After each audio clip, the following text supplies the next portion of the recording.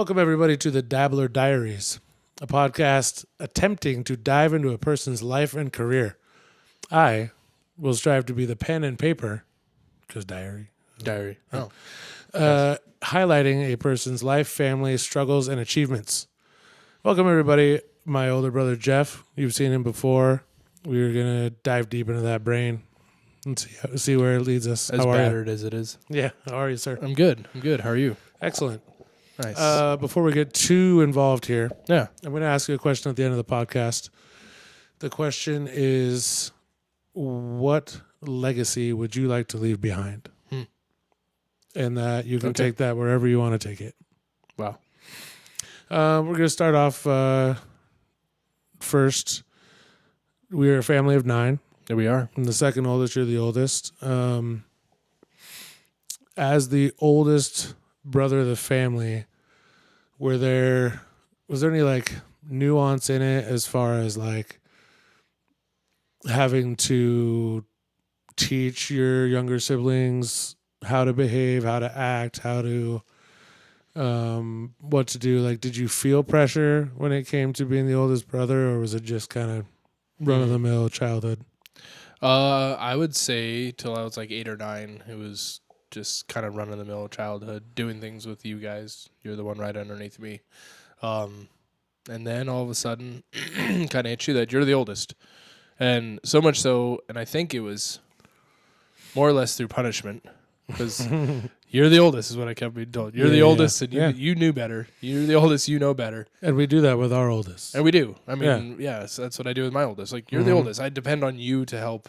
Yeah, same. So I would say that there wasn't a lot of pressure. I didn't feel like I was a lording brother. I like to do everything by committee with you. But there were times that, like, I was needing to make a decision from 10 till you moved out of the house, and I was the oldest one, and this was something relating to what you maybe wanted to do, and we were going to do it together. And if I wasn't going to do it, then we probably weren't going to do it. But I knew that you wanted to. And even if it was to the detriment to everybody else, and I would decide, hey, we're going to do this. So that's where there was some pressure, because you were my buddies. You were my friends. But at the same time, like, I needed to look out for you as best that I could, too. So there was some pressure. I wouldn't exactly call it peer pressure, but it was definitely a pressure of, I want to remain not in their good graces, but I want to be part of this bond. I don't want to break the bond. Yeah, that makes sense. I mean, even as like an older sibling, you know, being the second oldest, I feel like with Eric and Steven, I was like, I don't know. I guess I didn't really care that much. I was a pretty happy-go-lucky kid just trying to have fun all the time. Yeah. It was much fun in a little bit amount of time. yeah. But like, I understand the idea of like, you know, mom's not going to like this, guys. Maybe we should hold back a bit. And I remember those moments where you had this like, a hesitation. I'd be like, hey, such and such a female wants me to come over here. Can you drop me off? Right. Like, I thought you told mom you were going over here. Like, shut up. Just drop me off. And I remember specifically you not dropping me off. Yeah. And that was probably a good thing. Probably. You're welcome. In the moment, I'm like, oh, ridiculous. Jeff is such a milquetoast. Like, all right, fine. Let's go get some candy. Yeah. But yeah. Yeah, we... go ahead. I was going to say, like, as the oldest, you definitely had to have a guinea pig kind of feeling. Because you're the one who goes through all of the new things in life. You go through maturity first. Right. You go through driving first. You go through buying a car first. And we didn't quite have the best fatherhood figure, like, to lean on for that. We didn't. Yeah. Right. So that just made it challenging, because you were by yourself ultimately making this decision, or like going to mom like, hey, I specifically remember when I was working at Silver Mountain, working at Safeway in Liberty Lake, and wanting to get a Silver Mountain pass from one of my coworkers who was selling it. And I was like, Mom, can I make this work? Like, I just don't even know. I didn't even know how to ask the question. Yeah. You know, and back then $200 was a lot. Oh yeah. You know, so yeah, like having to go through all of that was harder. But I think in the long run it matured me to kind of be where I am now in a way. Like that responsibility and there's nobody to pick you. There's nobody to help pick you up except for yourself. Yeah. And like I understand that because my experience with that is your first job was at a grocery store. Yeah. So was mine. Mm-hmm. You got into skiing. So did I. Right. Like, I kind of was just like, this is what Jeff's doing. Yep. So I'll give that a shot. Yep. Neither of those things were really for me, but no. but those were the steps I took because like, well, that's what Jeff did. Yeah. So yep. I'll just see how that goes. Yeah, exactly. You know? So like they're like it or not, I guess older siblings do have this, I don't know, like power of influence, really, because you've got in our case, a 14-year-old brother sitting there going, oh, Jeff gets to go to work and make his own money? Yeah. What's that like? What is this like? And then, wait, I want a chance at that. Well, I like money. Yeah. Where do I get some? Right. You know? Exactly. Like Jeff got his from working at a grocery store. Oh, try that. Yeah. Yep. He went and worked at a grocery store and came home with money. Sounds all right. Yep. Yeah, so like I get that. There's a bit of like power of influence there, a little like setting the standard a bit. Absolutely. I don't think I thought about it in the moment, but it makes sense. It just made it easy because, I mean, in a way, you had me then to be like, hey, this is what grocery is like. Am I missing something? How do I get better at this? I don't think you ever asked me anything, but no. You still were like, well, this is obviously a Populus comfortability. I was like, my thoughts were, when is that cute girl coming in shot? That's right. She normally gets off school around. That's Friday right. at 7:30. She should be here any moment. I'm gonna be out pretend getting like the I'm carts. stuck in the shelves while I'm just walking around shopping with her. Just kidding. I would obviously never do that. Never. Okay, so Yeah. you worked at Safeway. Yep. I remember that. Yep. When did you first get into doing HVAC? So I was still working at Safeway when I decided that, because I was only working like 20 hours a week at Safeway. So I decided I needed to start doing more with my summers.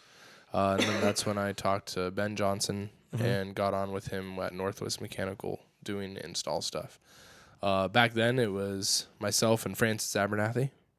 And I remember Ben Johnson, that you worked with him, yeah. and Fulton occasionally, whenever he would decide to stick around. Sometimes he left early for boat day, and things would As change. one does, yeah. Yeah, as one does. It's a teenager. It's a teenager job at that moment. Yeah.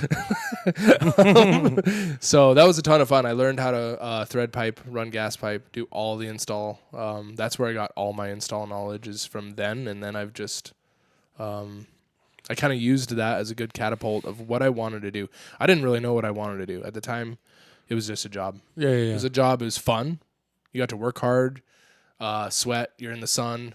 In the winter, it's flipping cold. But it made you resilient of just knowing, like, I know what my body can handle, and I'm gonna work through it. Yeah. Especially when you're doing install in new construction where those buildings don't have heat yet. No heat at all. Nope. And the wind just rips through it. So that catapults you into HVAC school. Yep. So then North Idaho College. Yeah. So my first junior year, I still had no idea what I wanted to do. I had to redo my junior year for other reasons. Right. Which ultimately was a good thing for It was you. a good thing for me. Yeah. Like I said, it made me resilient. It made me who I am now. I think it made me stubborn for the right reasons. Especially because at the time the school said, you're going to have to redo it, but you do realize you only have 2 credits left to graduate. Why don't you go homeschool for a year? Did they really give you that option? So I took that as a sword in the stone for me to go rip out and show them how good I was. I'd have been like, I know you would. I also didn't know See ya. I didn't know what I was gonna do. So in a way, it gave me more time. And I think I remember that conversation with Mom. Like, I just want to go back. I have no idea. I'd be going into my senior year not knowing what I'm doing. I wasn't a super successful student, so I think that helped round me into a better student as well. And then I honestly had the best 2 years of my high school after that. Yeah, being with the Romans and the Q Blacks. Yeah, you were only one grade above me at that point, and yeah, you definitely got along with your classmates better than you ever did. Yeah, absolutely. Yep. So that It was a good fit. It was a super good fit. Got to act in the plays a lot. That was a ton of fun. That was a lot of fun. One could argue you came back just for one extra role. I mean, one would argue that. One would argue.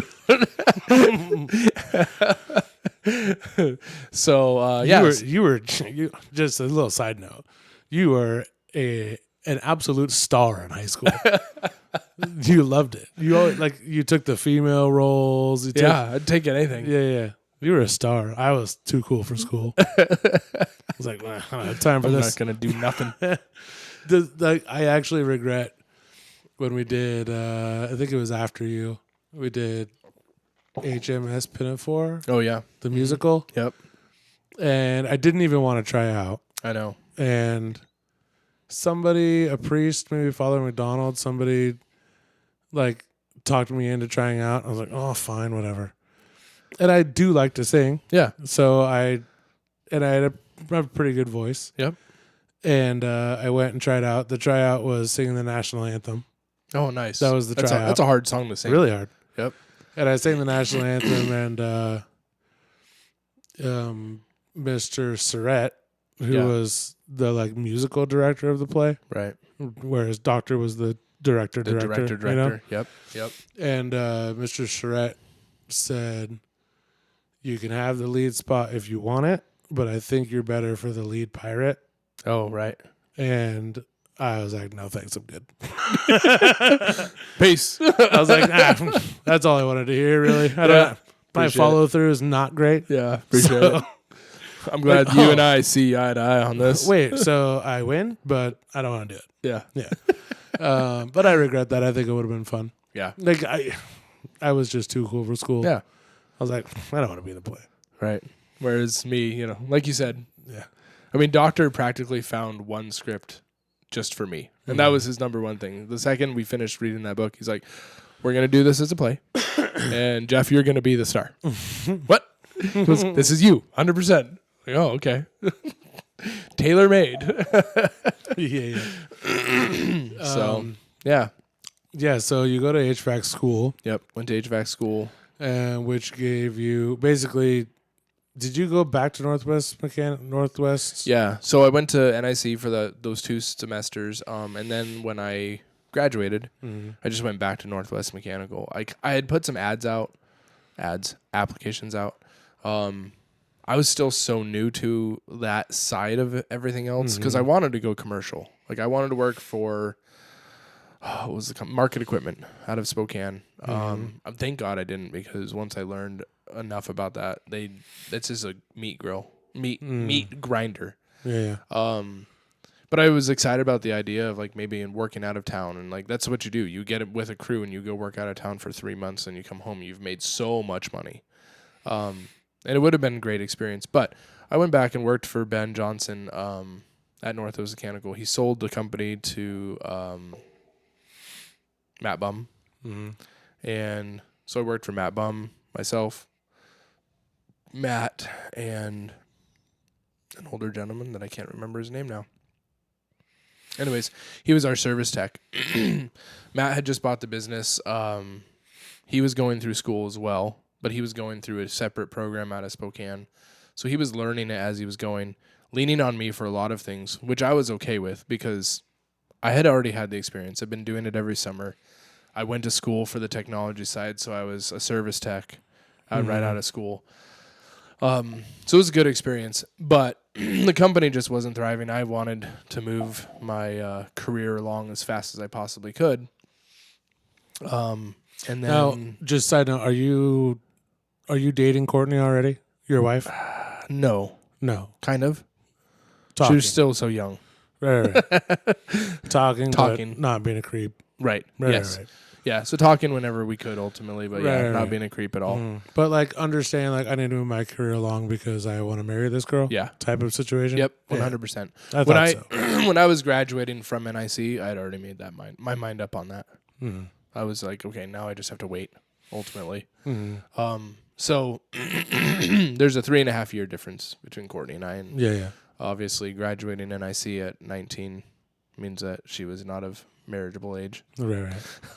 So by the time I was 20, I had worked for Northwest Mechanical for maybe 6 months, and then that's when I kind of started talking to Matt about the fact that I was probably going to end up moving on, and he understood why. He understood the reasons why. So then I talked to Ben Johnson again, who was a salesman, or he may have been the general manager of Cougar Mechanical. Cougar Mechanical. I was trying to think of I was sitting here trying to think of the name of the next company. I knew it was an animal, but I thought it was Bulldog Mechanical. Yeah. Cougar Mechanical. That's right. I knew it was an animal. Yeah. So so I went there, talked with him. He's like, "Hey, we're going to end up having a service tech position open because one of the people will be let go. He just doesn't know it. I need you to come in and be an installer for a year." So I came in and was an installer for a year, probably more like 8 months, and then that spot opened up, and then I became a service tech and started driving around a van.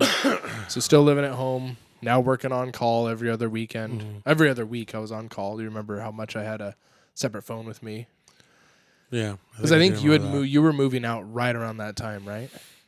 Yeah, I moved out right before I turned 19. Yeah. So I would have been there been for... Not 21 yet? No.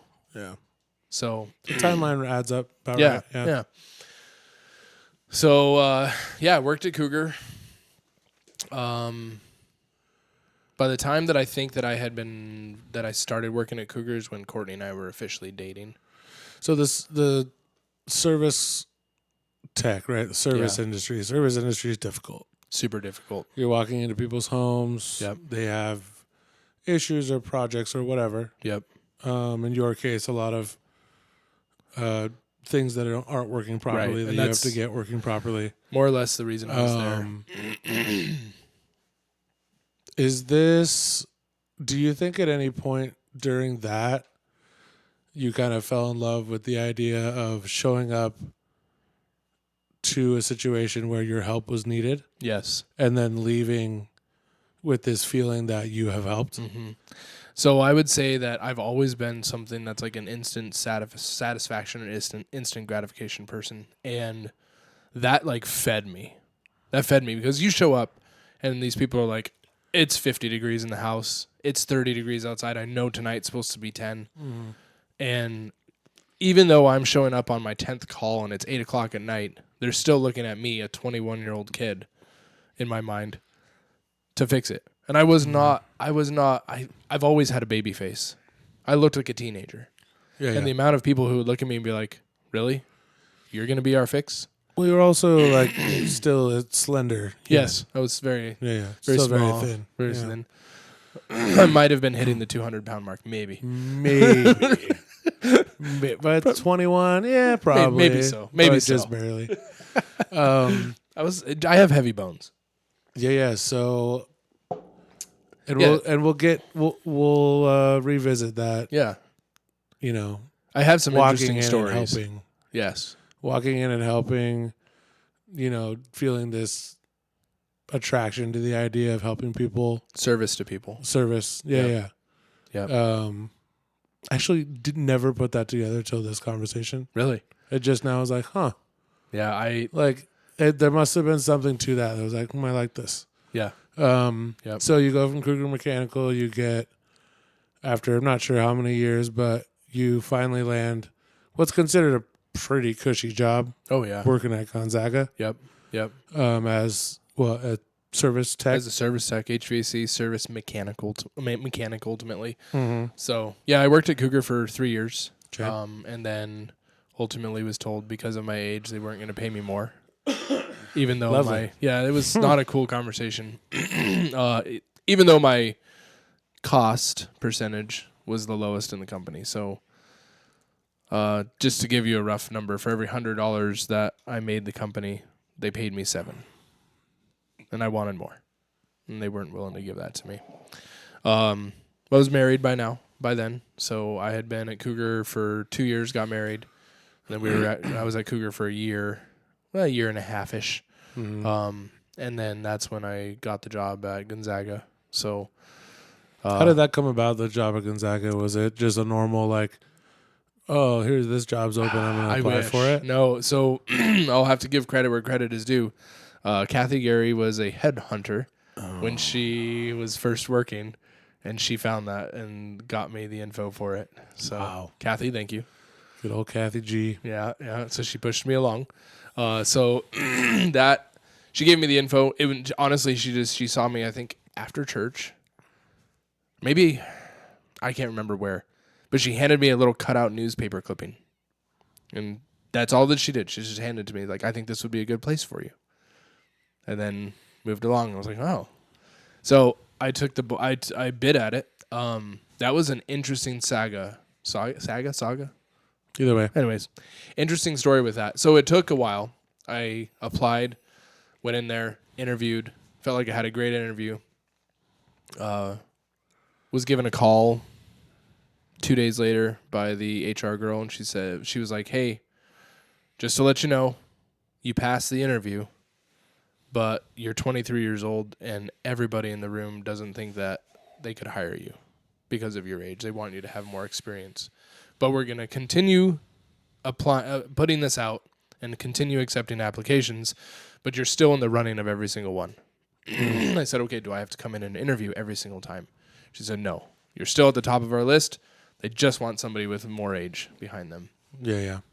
So that was in April.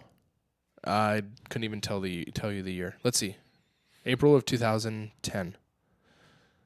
And so then every single month, I keep getting emails that it's being opened again. They didn't get the right things. You're still at the top. Keeps going. And then, so that was June. That was May, June. And then nothing in July. And by then I was like, okay, well, obviously this isn't working out. Got a pay raise at Cougar Mechanical. Was homesick in August 1. And the phone rings, and I recognize instantly. I'm like, that's Gonzaga. Like, that's weird. So I answer it. Same HR girl. And she says, Jeff, we have gone through 40 other applicants. We've interviewed 40 other people, and everybody has said Jeff is better. All of the techs have said you were better. They were not the ones holding out. It was management holding out on the age. And the techs finally said, we'll take him. Who cares? Mm-hmm. If anything, he'll be great to always have here. And you can understand it from the university standpoint. Absolutely. I mean, he's the same age as all these students. Yeah, he's the same age as the ones graduating. Going to be fraternizing with these kids. That's the fear, right? Right. So I get it. Yep. And I was going to swing shift too. So I was going to the 2:30 to 11:30 shift. Mm-hmm. Not an easy shift to work either. Yeah. So got started there. Worked almost 10 years there as an HVAC boiler, chiller mechanic / pool chemical guy. Mm-hmm. First aid, kind of all of the stuff. By the time I had left there, they had one thing that was cool there is they would pay for any schooling that I wanted to as long as it was germane to my job. So I became a universal refrigeration technician. So I can touch any piece of equipment that deals with refrigeration. There's 3 different levels. I'm universal. There's boiler mechanic licenses. So I'm also a boiler too. So I can do huge boilers, big high pressure steams. I went and did a chemicals class. So I know how to deal with chlorine and acids and different things like that. And then as far as even just treating the boiler systems and the water systems. So yeah, got a lot of experience out of that. It's interesting. I would say the most important thing you did in your time at Gonzaga was supply me with tickets to Gonzaga basketball games. Oh, 100%. Yeah, so that's kind of the background. That's the background that leads us to the real conversation here. Yep. At what point working at Gonzaga did you feel the need to change? Not only, like, was it initially a need to change jobs, or was it initially a change of career? Like what? Where? That's a good question. You went from there, Gonzaga's Right. point A. Yep. Where, like, what was the first? Were you like, I don't want to work here anymore? Right. What other job can I go apply for? Mm-hmm. Or was it, I'm not doing HVAC anymore. Right. I need to go do something else. It was kind of a combination of that and just some other things that have kind of happened in life, I guess, would be a good way to put it. 2009, I started playing hockey with a hockey team here made up of the Kootenai County firefighters. During that time, in my first 3 years, they were like, dude, like, you are one of our personalities. You need to be this. And I was like, there's no freaking way that I could handle that. I can't handle it when my kid bumps his head. How am I going to handle anybody else's issue? Like, no, you've got the mentality. So I just would rub that off every single time. Like, no way, I can't do that. Things were going great at Gonzaga. I eventually was moved to days. So now I'm working, 5 days a week from 7 in the morning to 3:30, doing HVAC even on the side afterwards. When I'd get off work and go do that. Then I would say it was kind of a sequence of events that kind of happened. There were things in our family that was happening that we all kind of witnessed and experienced and started going through in those last 2 years. The last 2 years before I decided to make a change. And at work, everything was fine. I had a perfect job there. I was getting my 3% COLA. I was getting little raises here and there. Nothing of issue at all. I wouldn't say that work chased me away. I was super happy there. I was ready to retire from there, and I would have. But it wasn't enough. In a way, it wasn't enough. And like I said, so some things that happened, and one of them's going to hit you close. But Damon passing away, I would say, was something that everybody has a fire bug. Everybody has a fire story. It's not like I became a firefighter because, it seems cool and they're cool on TV. Everybody has something that has affected them, whether it's somebody treating them correctly, somebody even treating them poorly, and they were like, I want to make this different. So that was my fire bug. That was something that just like lit a fire in me, and I was like, how do I go about this? Like, maybe I do want to do this. After being with you guys that whole night or that whole morning, it was like, how do I help this situation in any other way, or at least be involved? So my duty to service, like, from doing all of the stuff before, which was service related, it was duty to service. You go knock on a door, on a door, somebody opens it, you're there to help. That whole part of it just fizzled away, and I had a new goal of like how I wanted to be of service. So that's ultimately when that happened. At the same time, our family stuff was just crumbling like mad. So in a way, I like needed that. Like, I knew there was such a brotherhood too within the fire service that I was so drawn towards that. Where it's like, no matter what happens, you also know that this family is there for you. Like, no matter what. Yeah. And I think that is one of the things that just started like opening doors, and doors just started opening left and right for me.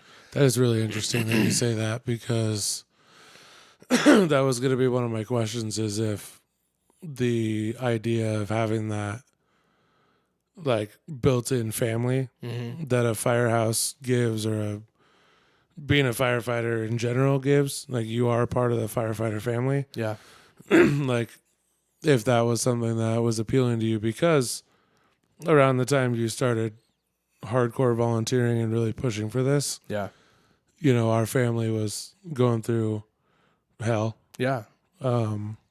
Absolutely. And so, that is super interesting. Yeah. Yeah. So that's when I started volunteering. So I instantly, I let it a month pass. So once, May, middle of May-ish.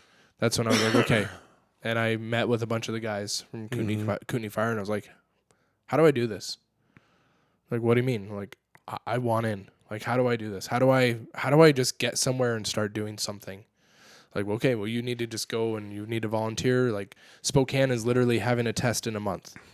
Get online, start taking the test, at least start testing. Like, this is awesome. So I go and I test for Spokane, and, you know, I remember getting my email back, like, you're 81 in the list. And I was like, 81? Holy cow, 81? Like, that's crazy. And talking to the guys, like, no, 81 is good, Pops. Like, that's really good. Like, okay, whatever. Like, how many they're hiring? Like, well, they're hiring 16. Yeah, that's great. You'll probably get an interview next year. Like, oh, next year. Not even understanding how lists work. Like, a year is a long ways away. Yeah, like whoa, I want to get in now. Do this now. Yeah. Like, well, in the meantime, you should go and apply. And they told me to go and apply to Micah Kid Island Fire as a volunteer. Chief Jeff Welch, rest in peace. He was their training chief there. And not really their training chief. He was a volunteer as well because he lived there, but he ran the training. Awesome dude. The most solid man in the world. I learned so much from him, just in everything, in life, everything. And this entire time that he's there, he's dying. Like, he has a cancer. He's been retired because of it, and he is dying. And he knows it. Everybody knows it. Wow. So seeing this man then showing up every single Wednesday night for anybody who wanted to train. And he would tell us every single time, you want to train on Saturday? Give me a call. You want to train on Saturday? Shoot me a text. I'll be there. Just don't ask me to come there and don't show up. You have to show up. Mm-hmm. So seeing that in that man, I was like, there is something to this job that I know that I can grab onto. Like, there was something palatable for me to just be like, this is for me. Mm-hmm. And like I said, like, during going through the rough times, I think that is something that I was able to, I wouldn't say block it out of my mind, but it was something in order to make myself useful. I was training and striving towards making myself better. So through Micah Kid Island, since I was there, I managed to go through their Firefighter 1 course for free, which those are not cheap. At the same time, God worked out perfectly in Providence for me to do an online EMT school. I literally got the offer from the person who owned the business at the time. He's like, hey, I'm going to give you a bro deal. This is the cost. I was like, I don't have that kind of money. Like, I wish I did. Like, maybe in a little bit, could you give me a couple months? Could you give me 6 months? And he was like, yeah, I probably could. And then a week later, I get somebody calling me to install a furnace and air conditioner, and the exact amount that I'm going to profit off of this is the exact amount for that course. I was like, well, okay. I hear you, God. Done deal. Done deal. Here we go. Yeah.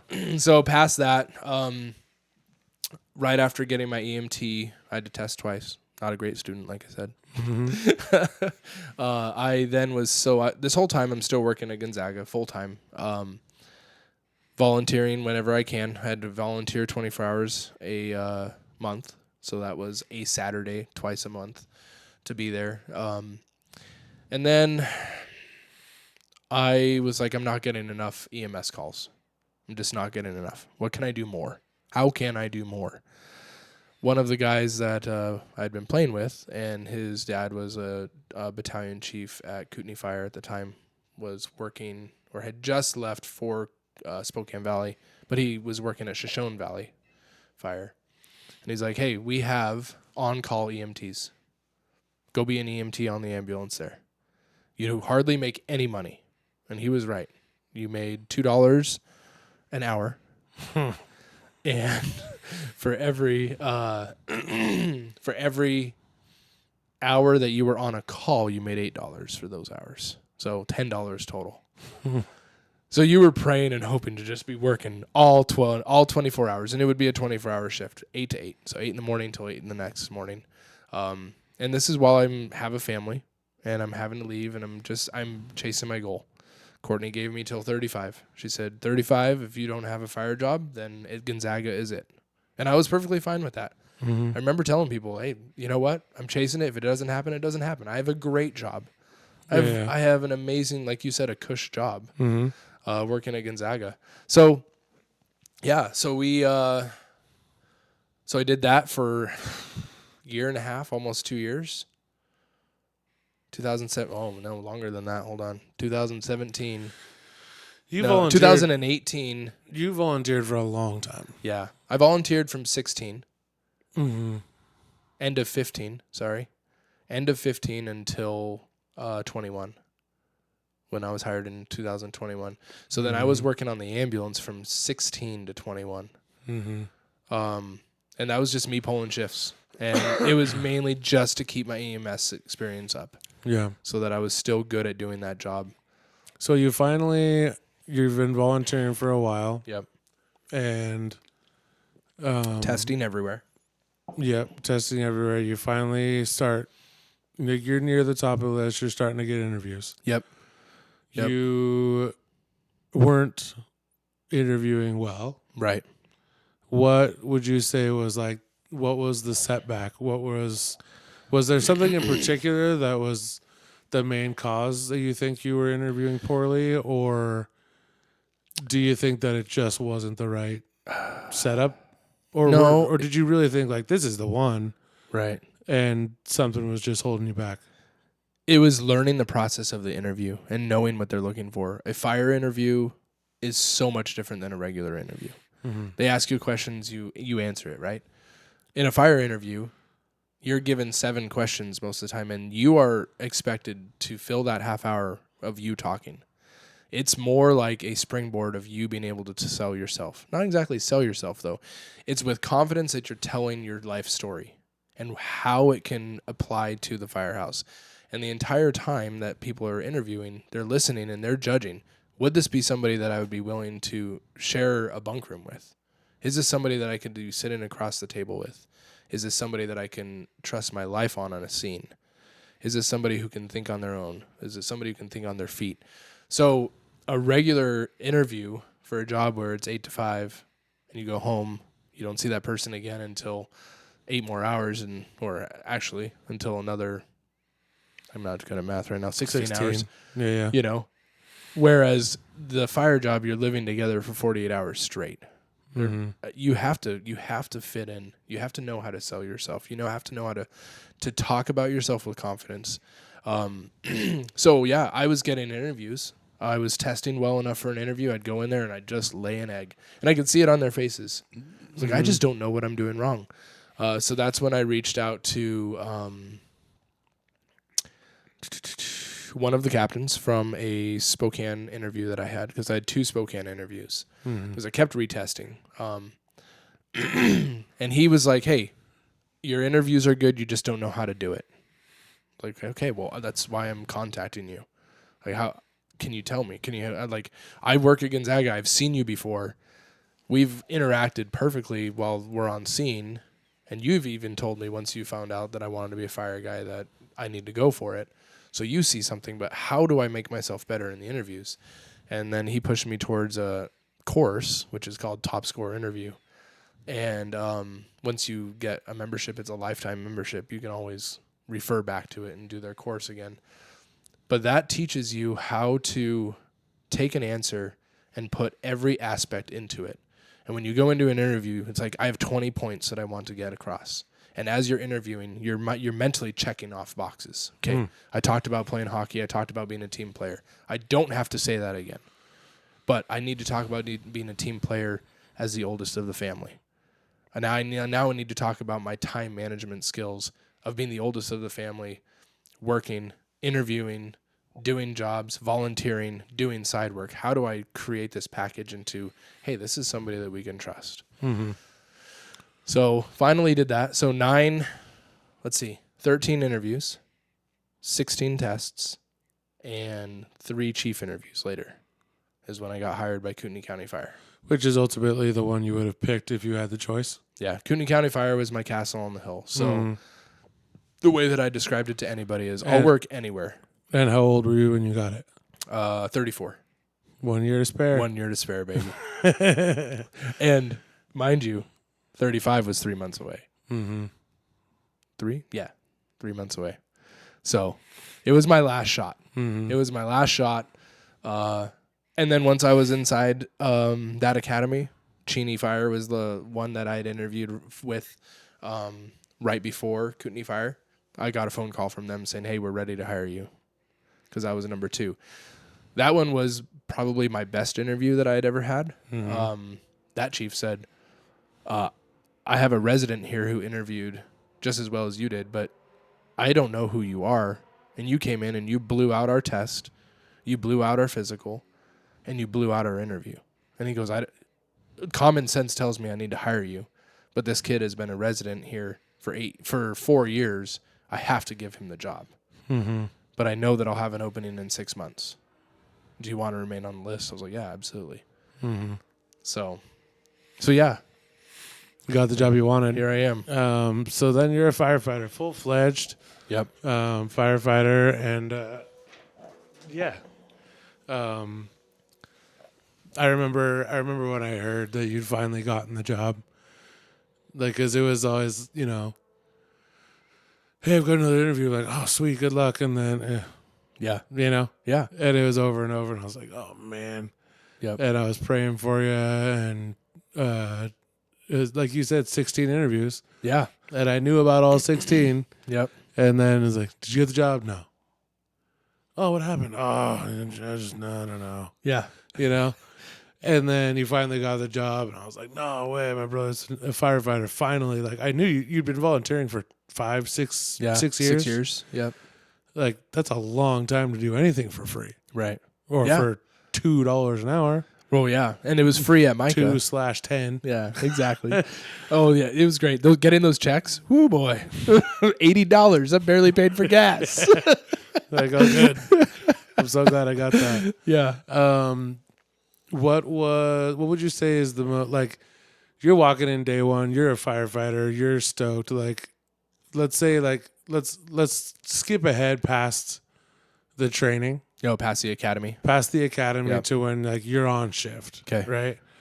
But you're in my like, probationary year. Yeah, probationary year. You're here. You're the probie. Yep. Is that the right word? Yep. Probie? Yep. You're the probie. Like, obviously, firefighters are polarizing. Yeah. To children and adults alike. Yep. They are portrayed a certain way in movies and shows and whatever. Yeah. Type A personalities. Right. What do you have any, like, stories of how probies are treated? That like do movies get it right? Like, is it pretty brutal? Like, it can be. I feel like movies show it as being, like, respectfully brutal. Yeah. Yeah. Yes. Or can it get out of hand? It can get out of hand. Yeah. 100%. Good. Yeah. Should. It should. Yeah. Yeah.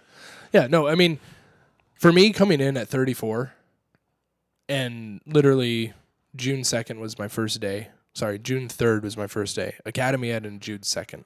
I didn't even get 8 hours off, 10 hours off. But that's okay. I actually embraced that, and I went into the middle of the shift. That was weird for me because they had already been there for 24 hours. I was joining my shift halfway through. I didn't have a mentor there at the time, and I was just flying by the seat of my pants, and I did horribly.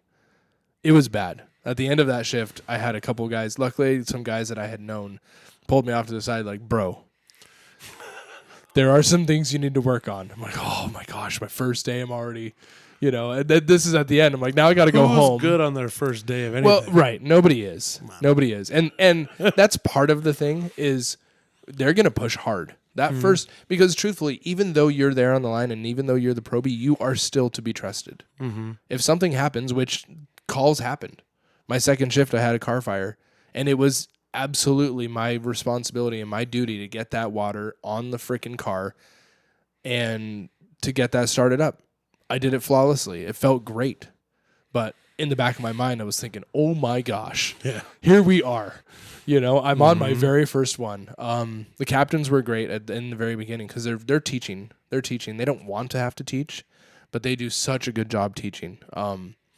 And that's just one of the things that the fire service, I think, embodies is the training, at least with our department. And I think most departments do.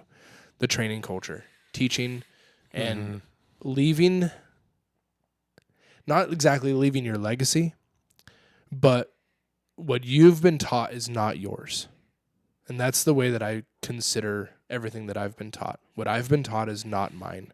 It's mine to pass on to the ones following my footsteps. Whether it's my family, whether it's me working, whether it's me getting a probie and me being a mentor of that probie, it's not mine. But it is my responsibility to pass that along. And the firefighter that doesn't is a selfish firefighter. So that was my mentality going in, even as a probie, knowing that I'm going to learn some stuff. People are going to teach me. I need to be open-minded. I need to be quiet. It's hard for me to do. Everybody knows that. Yeah. I came in as a 34-year-old man, which is a lot different than a 22-year-old probie. Yeah. When half of the crew is younger than you, and you're the bottom one on the totem pole, that's when things can get weird for them. For myself, it was fine. But I didn't get as much hazing, but I would say that I was expected to know more because of my age. Well, that makes sense. You know? So you weren't like, this dumb kid. They're like, why doesn't this jackass Why know doesn't more? this adult know this? Yeah. Yeah. Makes sense. Yeah. So once I grasped that side, that's when things got better for me. Because the first 3 or 4 months were pretty rough. Yeah, I bet they would be. But it's a totally different culture. It's something you just don't know. You don't know until you're into it and you're like, whoa, this is interesting. Let's take a quick break and then we'll come back. Yeah. All right. Welcome back. All right. Something that you just said, I really, really liked. You were talking about how everything you learn isn't yours. Everything that you teach, like, it's not yours. Like, this isn't your information. This isn't your knowledge. This is passed down from firefighters before you to firefighters after you. And I think that's a good lesson in any walk of life. Absolutely. Like, in your family. Like, what I'm teaching my kids is stuff I've learned over the years, whether it's from mom or from siblings or from friends or from life experiences. Like, this isn't my information. Even if it's somebody that was a bad example, we learn from people that are bad examples if we want to be the better of those people. So yeah, I want to say, I don't know where I learned that from, that saying. Was that something that's like taught by the fire department? It's mentioned in the fire department, but I already knew that. I already kind of knew that policy or that policy. I already knew that mindset. I can remember Grandpa mentioning something to that effect of life experiences are just passed on from person to person. But then in the fire service, absolutely, there have been people that have said, this isn't something that I made up. This is something that I learned. We go to trainings regularly to go learn from other people. And maybe it's something like for breaching a door. I can breach a door in 35 seconds flat. Like, it's pretty easy for me to do that. And that's on our super hard training prop. And a regular door, most of the time I'm in that in 5 seconds. If I just have to kick it, I'm in. But there are techniques out there that have been taught different ways, and I'm willing to learn that from somebody else because maybe it helps me in one situation. So we're always trying to learn from other people, always trying to make ourselves better. That's one thing that the fire service does is people love to share their knowledge. And most people, when they're teaching it, like I said, they always have a caveat. Like, this is not mine to teach. It's something that I learned, and I'm passing it along to you. You are the next generation of firefighters, and I want the firefighters to have this knowledge. Because if I die with this knowledge, if I leave, if I retire with this knowledge, then nobody gets this knowledge. Yeah. So, and that's just kind of the thing that I've always thought of. I want to find the saltiest, and salty is just a term. I want to find a veteran firefighter, and I want to pick his brain at times. Sometimes we're sitting around the dining room table, and it's like, hey, what's the hottest fire you've been in? And most of the time, that will spark an hour-long conversation where I will walk away with info. And I will walk away with info for my next fire. If I think, ooh, this is hot, I can have in the back of my brain, like, actually, I think there's another level. And the second that you know there's another level, your tendency to be worried or cautious changes. Right. Obviously, you're still cautious because you're feeling that heat. You're feeling it, and you're like, this is the hottest I've felt. But according to his story, it's hotter. Mm-hmm. And he's been able to do it, and he was able to work. I know I can too. So it gives you that cushion. And obviously, stories and tales can get turned and made to sound better than they are. Mm-hmm. But at the same time, you can still learn from them. Yeah. That's cool. Let's light it up here a little bit. We're gonna go some rapid fire questions. Nice. As quick as you can answer them. All right. These are off the top of the head, so No if I thinking. slow down the rapid fire, that's on me. Consider these are like, just this is the Dabbler Diaries. Yeah, absolutely. These are like thoughts that pop in your head. I better write that down. Better write this down. Question 1: what's the best meal you've ever eaten at a firehouse? Oh, the best meal I've ever eaten. Gosh, it's a hard one to answer. Something's got to be popping in your head. Man, something that Kohi made. Kohi's the cook, huh? He's from Sacramento Fire. He worked there for 10 years. He learned how to cook. It was like an Italian. I can't even describe it to you right now. It was somewhat of an Italian like pasta. What is your favorite tool? Halligan. The Halligan. The Halligan. So a Halligan is a 36-inch bar. At the end has forks. And then on the other one, it has a point and adze. So a point that sticks up like this, and then you've got like a shovel like that. That's like a 2-inch by 8-inch piece. With that tool, I can get into a door without any other tool besides just that. I do have carry a wedge as well in case I need to. Mm-hmm. The other thing about the Halligan, it's one of the hardest pieces of metal, and it's forged. So they're all one piece. We grind them in certain areas in order for them to be like used with a tool if we need to. But you can get through a wall with a Halligan. You can sit there and take out joists with a Halligan. If you need to, if you're on a roof and you're slipping or anything like that, you use that Halligan and you put that point in. You're going to drive that all the way through that roofing material. And now you have an area, something to hold you there. Yeah, I would say that's my favorite tool. And the best part about it is there's good ways to hide it like on your body to where even though you're going in for water suppression, right? Mm. And most of the time I don't take the Halligan. The only time that I will on that is if I have an inkling or I have a feeling that I'm going to need it. And that's just your sixth sense. I don't need to. I know where it's going to be outside the house if we need to. But if for some reason I feel like I need it, grab it. You loosen up one of your straps and you drop it behind your tank.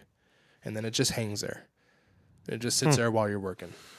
Cool. Do firehouses still have fire poles? Traditionally, yes, but most no, because most firehouses are built at one level. Right. So, which makes sense. Yeah, it does kind of make sense. Yeah. Have you ever used a fire pole? Yeah. So the one in when I was volunteering or almost volunteering at Shoshone, their old Wallace their Kellogg fire station had a fire pole. So we used that occasionally. No Dalmatians. We don't have dogs. We had are Dalmatians like stereotypically a firefighter's dog for a reason? So, or is that not something you? It is.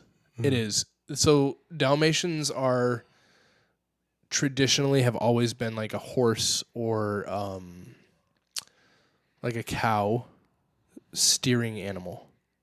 Like they are a herding animal. Smart. Yes, they're super smart. They love to herd. So when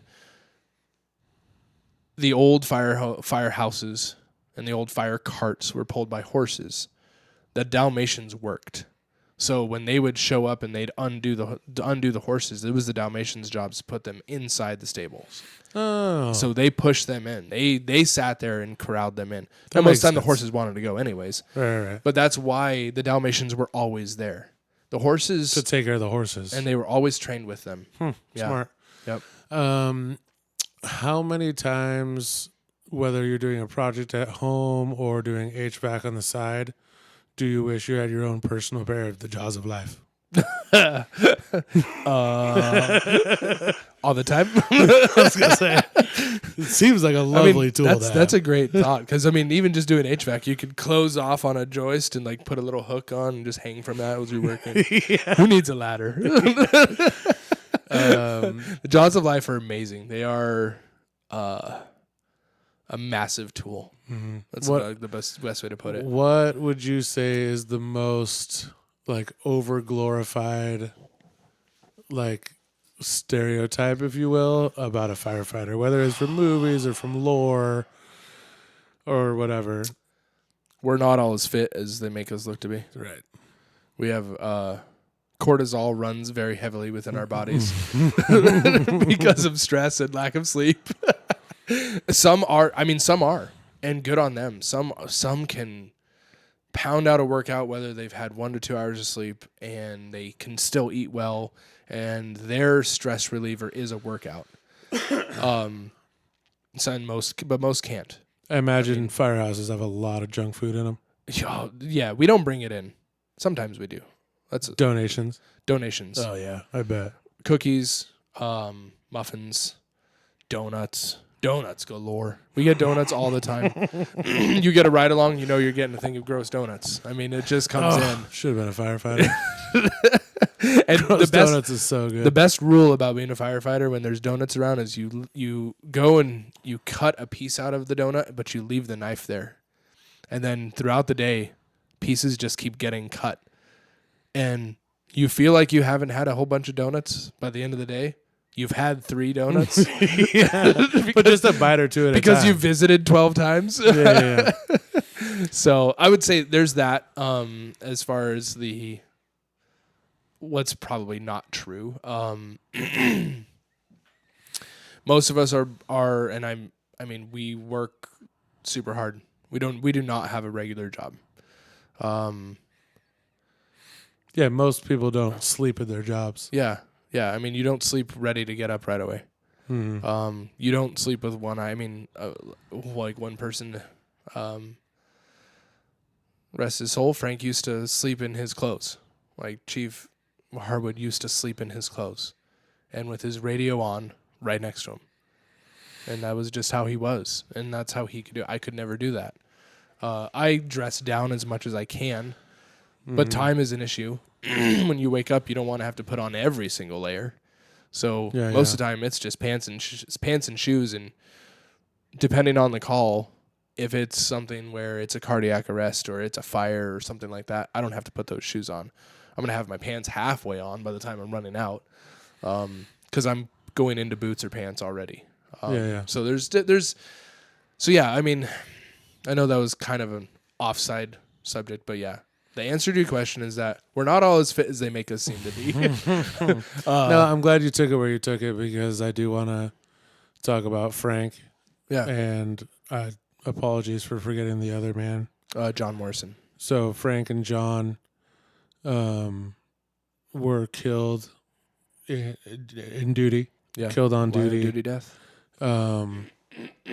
Just briefly, they responded to a fire that was going on Canfield Mountain in Coeur d'Alene here locally, and they responded to the scene and were attacked by gunfire. Yeah. Short version of the story is those 2 men lost their lives showing up to do their job of serving this community. Yeah. I think a lot of people shed tears that day. Yeah. For the lives of those men and their families. And I can't imagine how it must have felt being like losing a member of your family. Yeah. And a good friend. Like, yep. it had to have been just heart-wrenching. Yeah. If you don't mind, if you could take me back just briefly into kind of where you were when you found out, what your immediate, feeling was, and kind of how that whole thing played out as a member of your team, your family. Yeah. So I'll even give a little background. Frank and I knew Frank since 2009 playing hockey with him. So had a connection there. He was also one of my cadres for the academy. So one of the instructors for the academy. So you create a super tight bond with those people. He was Blue Shift's battalion chief. That day, this is it's still a surreal day and moment for me. Was he typically on blue shift? Yeah. Okay. Yep. And I was on red shift. So I was off. I was off on that day. I was at the top of red shift's mandatory list for overtime. And I had been outside with the boat. I think I was like cleaning it. I don't know what. I can't remember honestly what I was doing with it. And I came inside and I was like, oh, I've got a missed call from Frank. Called him back. I just thought instantly, I'm like, something's happened to somebody or somebody's sick. So I've got to come in. And he answers, like, hey, Jeff, sorry. I butt dialed you. Heading to this call up on Canfield. I'll talk to you later. Have a great day. I'm like, yeah, you too, Chief. Have a great day. So then I kind of like go back to what I was doing. Then I could see the smoke from our house. I was like, oh, well, that's actually a fire. And every fireman does this. When you hear sirens, when you see smoke, you get on your app and you're like, what are they going? Where are the boys going? What kind of job do we have? Mm-hmm. You know, and then you listen to the job. You're like, oh, what's going on? Like, this is cool. I like listening to this. You imagine that you're there. Listening, like you can tap into. Yep. So I can tap into the radio traffic. So you can hear the conversations that are going on. Yeah. Okay. And on the app, it gives you a breakdown of like reported things that are going down. So I'm in the house and I just pull open the app and I start looking and I'm reading. And like not making it's just so surreal. It's not even making sense to me what I'm reading. But it's like BC 1 and 2 are down. Shots fired. There's a gunman. And I'm like, what is is going on? Like not even understanding. My mind is processing it, but it's putting it into this other little envelope of this is a training. Like this can't be real. Because it was so different than what we're used to. If I were to open it up and see that there was a house fire and see it says writ has been enacted, mayday, mayday, mayday, firefighter down inside the house, that would instantly be real to me because that is what we've trained on. We have never thought once in this area that we'd be shot at. What felt like a minute, probably more like seconds later. Sorry. No, you're fine. I'm right here with you. Yeah. So seconds later, I'm. It's clicked. Mm-hmm. So pulled Courtney into the house and I'm into the room. I'm like, hey, this has happened. I think. I don't know, but I'm going to work. Hmm. Yeah, I'm gonna take a second. No, please do. Yeah. Yeah, but it's an absolute horrible experience. It would be like reading or getting a text that one of you guys, you know. Yeah. No, I get it. It's heartbreaking. Yeah. To know somebody on a personal level and to work with them and not just work with them. Like it's so much deeper than like having an employee like pass away. Yep. It's like because it's a totally different job. You're in a firehouse, which is like a clubhouse, which is, you know, this team first, family first. Yep. And it is truly our like, and it's a our selfless first. It's a selfless thing. It's like everybody in that firehouse is there because in one way or another they were called there. Yes. Personally, something pushed them to be a firefighter, to put their lives on the line to protect others. Yeah. And sure, most of a firefighter's work is not putting their life on the line. No. But it's still an option. And it's always every there. second of every day. Yep. And the people who go to become firefighters because they think it's cool and that's their main reason for doing it, they're not there. They don't make it. They wash out. So the people who are truly there, the people who are in there, like they're there because they have this willingness that most of us don't have. Yes. But to put their lives on the line, and for Frank and for John, that moment came. Yeah. And it could have been anyone. I mean, it could have been anybody. Could have been anybody. When I first, because I called you, I was in Worley. Yep. On the top of a mountain in the middle of nowhere. Yeah. The only reason I had phone service is because I was on the top of a mountain. Yeah. And I remember my employee at the time telling me, hey, he's like, oh my gosh, look at this. 2 firefighters just got shot on Canfield Mountain. Yeah. I was like, what does it say names? He goes, no. I was like, what fire department? He goes, I think Cooney County. Yeah. I was like, oh my gosh. Yeah. And like my heart started pounding because I was like, yeah, because you don't know. Odds are it's not you, but it could be you. Right. At the time, there was 67 members. Yeah, and like I mean, the odds are whether it's you and I. Like in my mind, I'm like, whether it's my brother or not. Right. It's somebody's brother. Yeah. It's somebody's father. It's somebody's son. It's like. And I called you, and like the moment you answered the phone, I was like, "Oh!" I know. I remember your voice. I was like, "Jeff, oh, you're okay. What's going on?" And you were like broken and crying, and like we talked, and and it was. I mean, it's heartbreaking, and I think it really clarified for me that, like. Again, here we are months later. Yeah. And you still do what you do. Yeah. And other firefighters at Cooney County still do what they do. Yep. And like, I don't know if people have quit since. Nobody from our department has, no. And like, it just clarifies and solidifies the fact that you're there for a reason. Right. Because you may tell yourself, yeah, I'm willing to put my life on the line. Yeah. But that was before one of your brothers got shot and killed. Yep. And then, like, now, like, the reality, the fact, the objective fact is you could die at work. 100%. Like, because it's already happened. Yep. It's been proven. And so, like, and it's not even the way that we've been trained on. Exactly. And so now, like, every day you walk into work. Yep. You are choosing to put the community over yourself. Yes. And I think that's the most admirable thing that anybody can do. Yeah.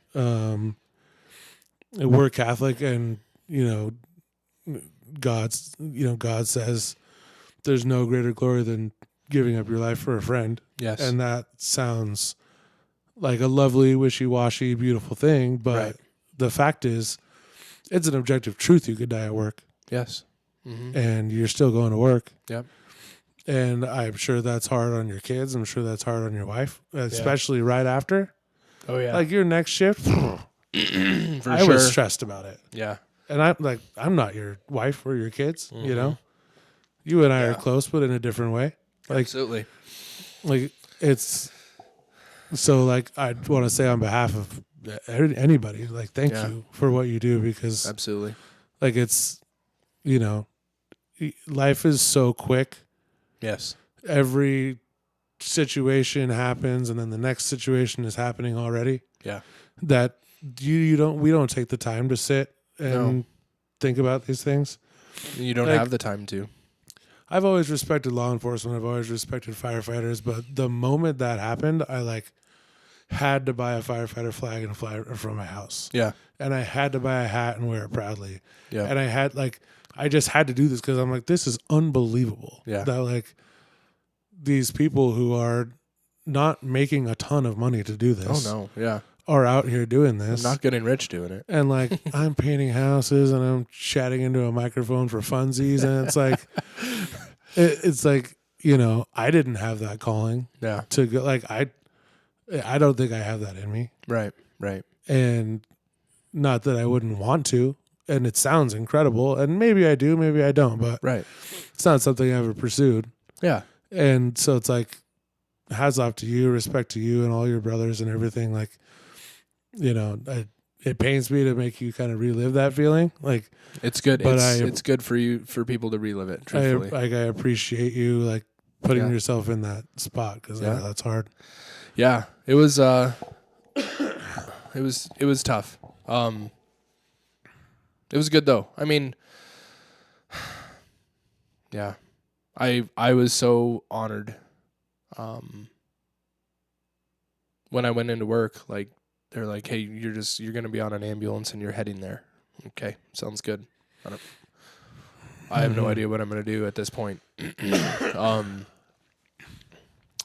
We actually never even made it there because calls started popping out. There's still sick people. Mm-hmm. We still have to go and do that. So I was working with another medic, somebody that I had worked with when I first started at KCFR. Mm-hmm. Yeah, we worked. We had to go work, and we worked. And that had to have been fucking hard. It was super hard because people are like, "We're so sorry for calling you." We're like, "No, it's fine." And especially We're here if for it's you. something trivial, you're like, oh. Yeah. And I mean, at that point, we had so much going on. In a way, you're almost able to compartmentalize around those two different things. So it was good to work, I think. For myself, it was.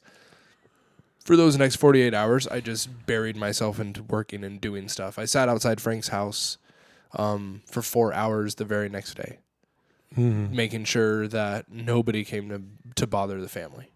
And I literally sat there in a chair reading a book, armed, and like, nobody's going to bug these people. Mm-hmm. And sure enough, we've got a national NBC reporter walking up, and I can recognize her because of what she is always on TV. I'm like, no, sorry. You're not knocking on the widow's door. Like, Yeah. go away. So And also and at the time too, like thinking back at the time, there was no way of knowing if this was personal. there was no way of knowing. Like it could have been personal. Very much could have been. It could have been personal to the fire department. It could have been personal to specific firefighters. Right. There was no way of knowing. There was absolutely no way. Like you absolutely needed to be, like there needed to be precautions taken because I remember my mind was running wild with it. Yeah. The internet runs wild with everything. Yeah.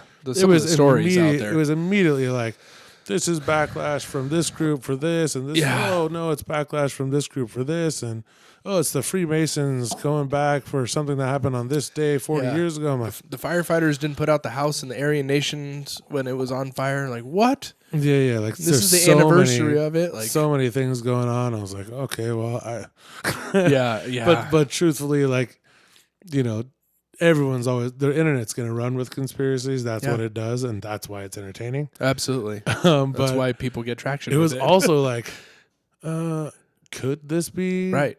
Something more than just some dumb idiot with a gun? Yeah, and you just don't know. Because it could have been. It could have been. Like, there's no reason to believe it wasn't. Right. Really. Right. Because it was such an insane thing. It was such an insane start thing. a fire and then shoot at firefighters? Like, right. What? Like, what? Like, why? Yeah, like, it's like, my first thing was like, there has to be a reason. Right. Why would you shoot at firefighters? And that's where like a lot of our pain came from, was like, why? Like, why? Like, we, as bad as this is going to sound, we're not the ones who tick people off. Yeah, like, everybody loves us. Even though knowing that it's wrong, like, shooting at cops makes sense. Right. Because you're doing something wrong. You don't want to get caught and busted for it. Right, exactly. So you're like, kill him, I'm good. Exactly. Like, that makes sense. Firefighters don't care. We're just going to put the fire out. Yeah. Like, I don't give a shit what you're doing. I'm here to put the fire out and move on with my life. And if we have to, we'll say, I think it started here. Yeah. Looks to me maybe someone started it right here. There's a potentially gas can remnants. Exactly. But fire investigator and police officer, this is for you now. Yeah. And so there had to have been this burning question, like, why did this happen? Yeah. It was intense. But to finish out that day, I remember going back to like our little command post and just going back after doing some calls and like, hey, Jeff, we already talked to Warren. Are you okay with picking up Frank? I was like, oh, from the hospital? Like, yeah. And taking him to Spokane. I was like, yes. Like, give me that. Like, that was something that I was like, yes. Like, I needed that. Yeah. So I was pretty honored to be able to transport him in the ambulance to the Spokane medical examiner. But yeah, it was a rough time. And like you said, like family wise, everything. I still don't know how hard it was for Courtney. I'm sure it was hard. Yeah, I'm sure. You know, I mean, I'm sure she can convince herself, oh, this was it was such a freak such accident. an outlier. Yep. Nothing like this would happen again. Yep. But that's just what us human beings do. That's what we do naturally. That It's we're our just protection. Like, oh, that's not going to happen to me. Yep. You know, like that wouldn't happen to us. Yeah. And Yeah. That's how we all live. Absolutely. I mean, that's like, you know, like when we lost Damon, I was like, what? Why? Like, this doesn't happen with this. I never thought this was going to happen to me. Right. Why would this happen to us? Yeah. You know? And that's how human beings operate, you know? And that's It's a like, regular question. I mean, that's a regular thing. When something happens out of the ordinary to you, you always say, why? Like, why me? Like, why not somebody else? But then at the same time, that same person is saying, why not somebody else? Because you're right. It's human nature. But yeah, as a department, I'd say we're healing. Things are getting better. People are still joking around, able to have a good time, because truthfully, we know that Frank would. He was an irreplaceable man. I would say. Everything went his way. He was just that kind of a guy. He would put a smile on your face if you needed a smile on your face. If he felt like you needed a smile on your face, he'd put a smile on your face. He was just that kind of person who could read the room and knew exactly what to say at the right time. So, yeah, we're going to miss some leadership out of him, obviously. But he also was one of the ones, and I know for a fact that he's one of the ones who always said, never leave something that you've learned behind. And so now I'm on blue shift. Ultimately, they needed a firefighter on blue shift because everybody moved up a spot, and here I am, the replacement. His replacement, the swing at BC, is now Battalion Chief Brooks Brown, and I'd say that Frank taught Brooks as much as he possibly could, and Brooks is going to do an amazing job filling those shoes.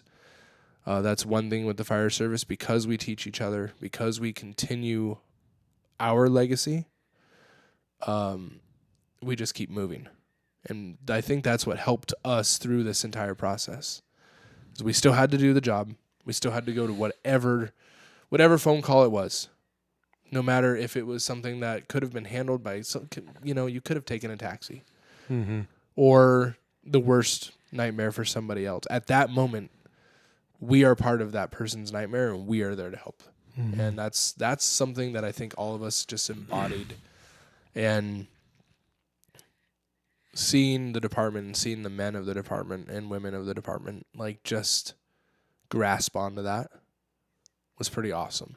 And I think that made coming to work even better, because you're like, we can move on. We can continue. I think pain unifies. Yeah. Oh, absolutely. It always has for me. Yeah. There's something about looking into someone's eyes and seeing the same pain that you feel. Yes. That, like, you feel a lot less alone. Yeah. Feeling a lot of pain and feeling alone, it's is worse. impossible. Right. But feeling a lot of pain and being able to look at somebody else and hold somebody else, and cry with somebody else that feels that same pain, saves your life. It does. 100%. And it lets you heal. Yeah. And that's one thing, like, as in the fire service, like, one thing that we push super hard is families. And it's not just the family of the fire department. It is each other's families, too. If somebody else is struggling, if something is going on with their family, we're there for them. If there's something that they need, we'll step up. and it's super awesome. Sick kids, like, and then it's like just inviting the families over on shift on a Sunday for dinner, so that everybody else can get to know each other, so that Courtney can see Dan that I'm working with and be like, if something happens, he's the guy that's gonna help Jeff, or for Dan's wife to see me and be like, if something happens to Dan, Jeff's going to be the guy that's going to help him. Like, building that rapport with each other's families is super good. Because we all know that the worst day can happen to us, whether it's in a huge house fire and we're not reading the building correctly and it collapses. And now we're digging brothers out. Yeah, or you do sisters read out. the building properly and it collapses And anyway. it still does. And you can't get out fast enough. Or you're on a high road or on the highway. Highways are one of the most deadliest things for us, because people are texting. It's snowy. It's icy out. They're not paying attention. But that's the other thing. You could be on a routine medical call on the side of the freeway or an accident, and somebody loses control and goes into you. Well, a car moving at 70 miles an hour is going to kill you. It's going to kill you. Doesn't matter if I'm wearing a helmet. Doesn't matter if I'm wearing my turnout gear. I'm probably going to die. Yeah. So there's just so many different ways. I mean, who knows? I could even catch a bad virus or bad sickness from somebody, you know? And lack of sleep, lack of immunity. Yeah. But yeah, so all in all, I guess what I'm getting at is that, yeah, we've known that this can be part of the job. Never in my wildest dreams did I ever imagine that it would be this. Here we are, though. I'd say we're growing because of it. Our department has taken its lumps. We have a new chief, not because of this. It was all other things. And yeah, we're growing as a group. Yeah, I'm super. I'm happy to hear that. I was curious to know if there were a handful of firefighters in the department that were just like, I can't do this anymore. No, we have a 20-year-old, Jackson Abrams. His second day on, this all happened. Was he there? He was not there. Oh. He was on red shift. His second day on, this happened, and when I was pulling in to the parking lot, he was pulling into the parking lot. Seeing that commitment in that young man, I was like, whoa. 20 years old. Let's go. Yeah. Like, you better, and I told him, I was like, you better succeed in probation because we need somebody like you here. Mm-hmm. Because I can guarantee you that there would be other probies that would have been like, I don't know what to do. Mm-hmm. Like, I know that there's now a text call out saying anybody who can come in, but me being my second day on, what am I going to do? Mm-hmm. And how am I going to do it? How am I going to relate to these people? And he just came in and worked. He's like, they're like, have you been signed off on the ambulance? No. Okay. We're going to put you on an engine, this rinky-dink old backup engine you're going to be on with this captain and this driver. You've never met each other. I'm sorry, but that's where you're going to be. Mm-hmm. And he's like, sweet. And he worked a 24 hours. I was after bringing Frank to the examiner's office, I was able to go home for that night. Mm-hmm. He worked until the next morning. I was That's like, wow. crazy. That's awesome. It is awesome. I mean, that's what, like you said, serving and putting your life down for a brother. He did this for a brother that he didn't even know. Mm-hmm. He hadn't even met him. He maybe had met him maybe once or twice going through stations during his academy, but that would have been the only time. So, yeah. Crazy. Well, I know we got on this huge sidebar. No, this is perfect. This is perfect. Honestly, this is what is important. Yeah. I just want to say again, thank you. And yeah. Let's circle back to the original question. I think this is a good time for it. Yeah. Like, what do you want your legacy to be as a firefighter, as a husband, as a father? Like, what do you want? What would you, like, ideally, what do you want your legacy to be? you've seen the legacy of Frank Yeah. and John play out in front of your eyes recently in a Yeah. heartbreaking way. Yep. I'm sure that leads to some thoughts. Yeah. The legacy I want to leave behind is I want everybody to know that anything that I ever did was for the betterment of the people around me. Whether it was my family, whether it was my brothers and sisters in the fire department, whether it was for our family. The legacy that I want to leave behind is that everything was for the betterment of them. Whether it's my kids, just knowing that their father worked his butt off, no matter what, gave no craps about what other people thought, and did what he thought was the right thing. And that includes the training, that includes leaving everything behind.